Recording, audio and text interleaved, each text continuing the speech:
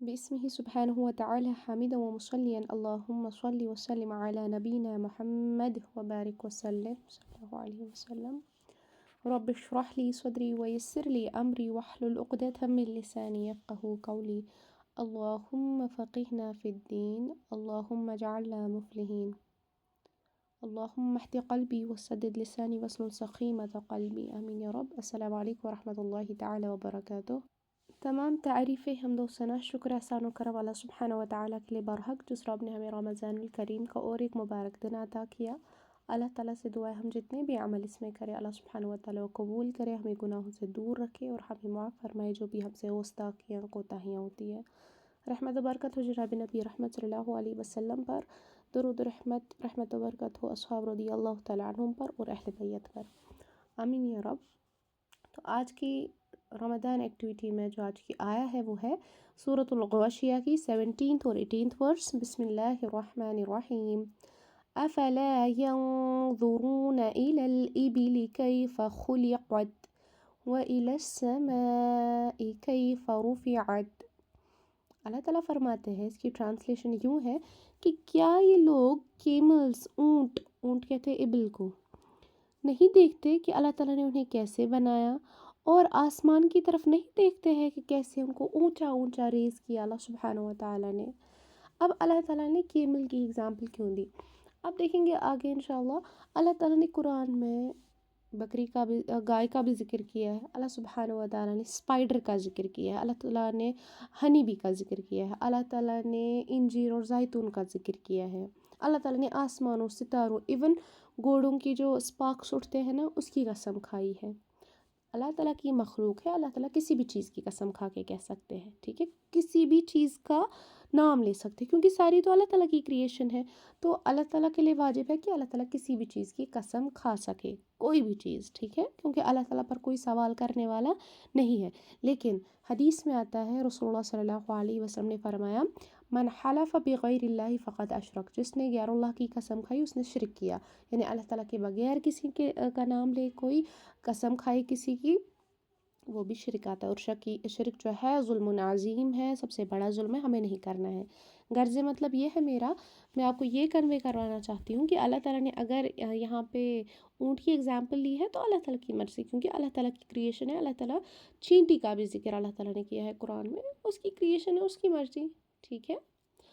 تو کیملز کو اللہ سبحانہ و تعالیٰ نے کتنی اسپیشلٹی رکھی ہے اللہ تعالیٰ نے کیملز کے لیے.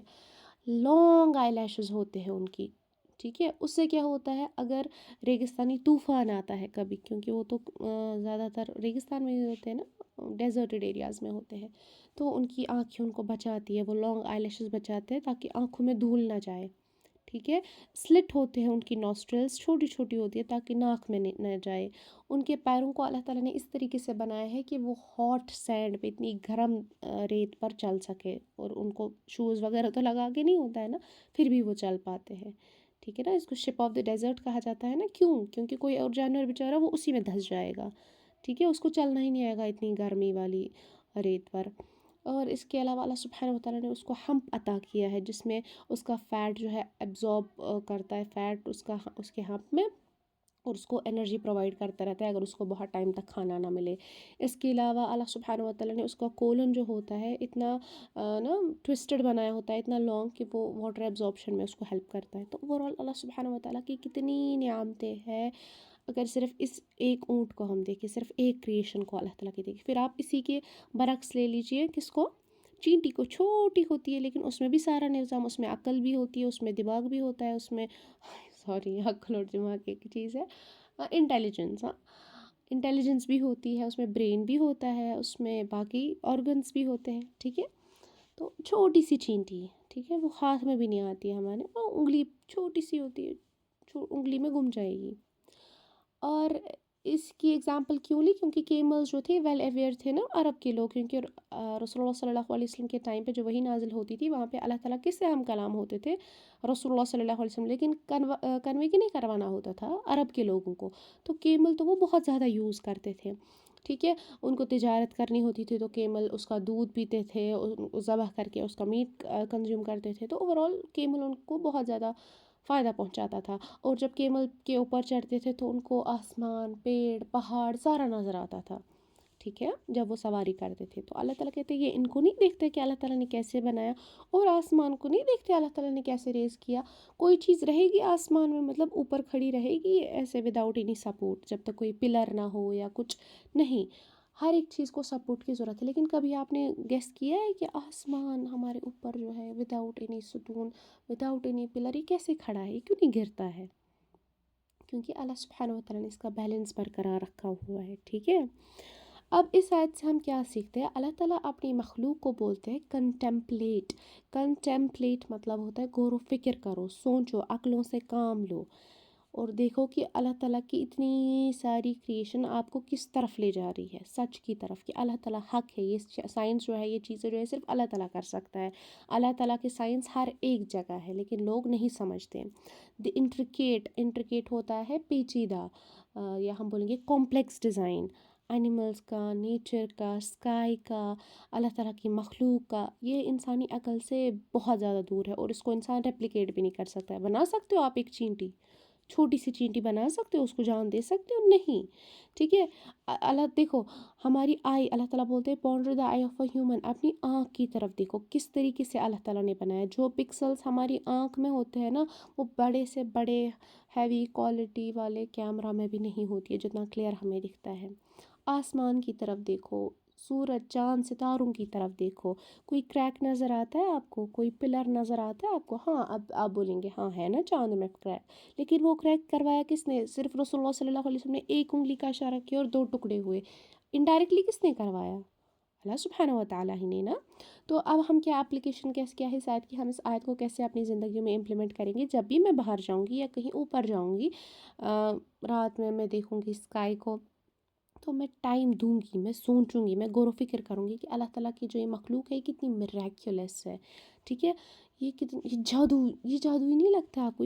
मतलब आप एक मिनट के लिए सोचो, थोड़ा सा जहन दो, आसमान पे तारे हैं, उनको कोई रस्सी बांध के नहीं है, ना नीचे से ना ऊपर से, फिर भी वो गिर नहीं रही, कैसे? ठीक है, ये उनको बैलेंस करवाने वाली मखलूक अल्लाह सुब्हानहू व तआला ही है। लास्ट चैलेंज में मैंने आपको बोला था आपको ऐसे कंपेनियन का नाम बोलना था जिनको बहुत अच्छी नॉलेज थी अबाउट वर्सेस ऑफ हलाल एंड हराम। तो द नेम ऑफ दैट सहाबा इज़ मुआज़ इब्न जबल रदियल्लाहु तआला अन्हु, जिन्हें बहुत ज़्यादा माशाल्लाह अल्लाह ताला ने फ़हम अता किया था। ये था नॉलेजेबल। अब अगर मैं आपसे पूछूं इंटेलिजेंट कौन थे, तो वो हुज़ैफ़ा रदियल्लाहु तआला अन्हु थे, ठीक है।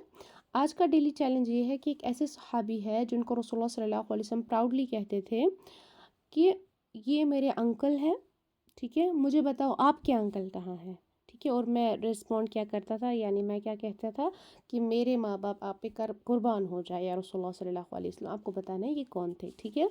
अब देखिए हमें अपने माँ बाप कितने प्यारे होते हैं, बहुत ज़्यादा ना। लेकिन डॉक्टर इसरार कहते हैं अगर आपको अल्लाह ताला से कम मोहब्बत है और अपने वालिदैन से ज़्यादा, वो भी शिरक है। अल्लाह ताला की मोहब्बत से कोई ऊपर नहीं जाना चाहिए। अब देखो हमारे पेरेंट्स होते हैं हमारे बहुत ज़्यादा अजीज़, अब अगर हम किसी को बोल रहे हैं हमारे वालिदैन आप पर कुर्बान, तो सोचो वो इंसान हमें कितना प्यारा होगा, है ना।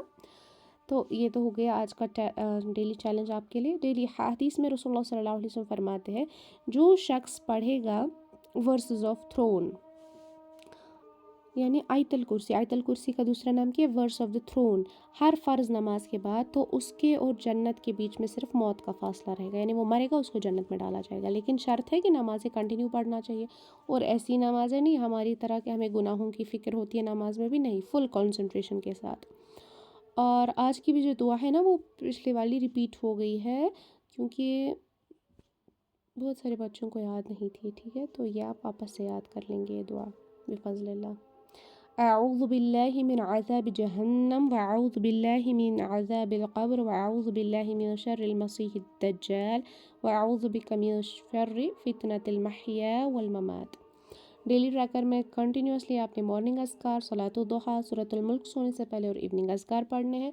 अलॉन्ग विद इट नमाज़ें कंटिन्यू करनी है। अगर आप कुरान को कंप्लीट करना चाहते हैं एक रिवीजन, देन 14 चूज़, और अगर 2 रिवीजन देन 27 एंड 28, ठीक है। और आप आज से आपका डेली टास्क ये रहेगा, हमेशा से जब भी फ़र्ज़ नमाज हुआ करेगी, आप फ़र्ज़ नमाज पढ़ा करेंगे तो उसके बाद आयतल कुर्सी पढ़ लिया करें, ताकि अल्लाह ताला आपको जन्नत अता करे, ठीक है। چلیں آج کی کلاس کے لیے کافی ہے. سبحانک اللہم و بحمدک نشہد ان لا الہ الا انت نستغفرک و نتوب الیک. والسلام علیکم و رحمۃ اللہ. فی امان اللہ.